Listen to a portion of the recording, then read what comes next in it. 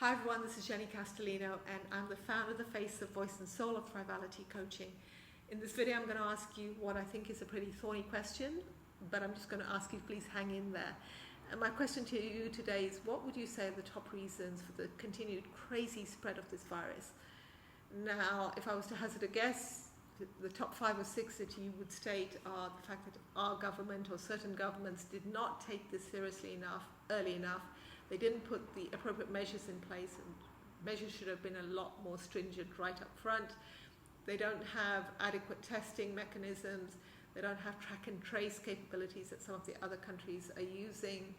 People didn't take some of the measures that were put in place seriously in terms of community obligation and responsibility for social distancing or self-isolation.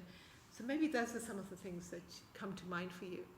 And I agree with all of those, I really do, and I think they're important. But I want you to consider that there may be another one that comes into play that's really driving up the numbers and potentially the outcomes as well. And that is stress.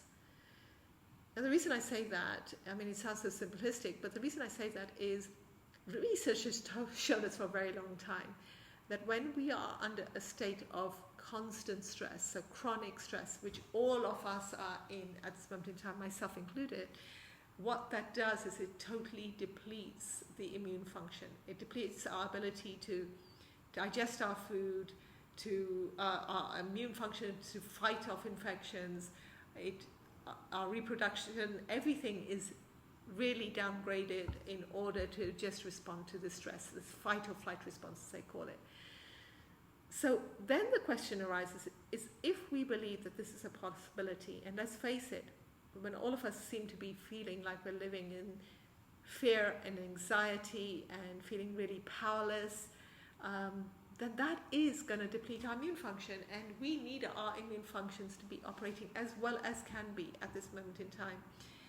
But there are mechanisms, there's things that we can do to take back that power, to really bolster our physical, emotional and mental fortitude and our immunity, which I believe would actually make a difference. And so I would love for governments, for everybody to start thinking differently and have a different narrative around this. So it's not just about keeping this illness at bay.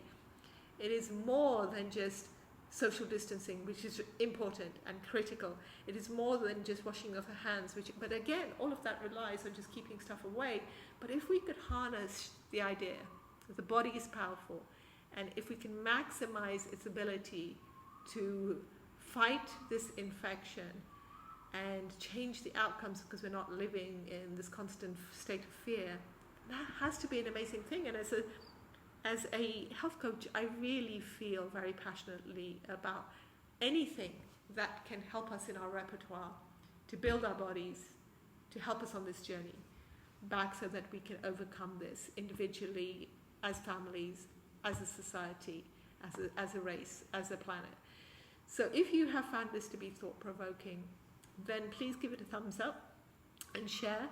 And once again, this is Jenny Castellino from Thrivality.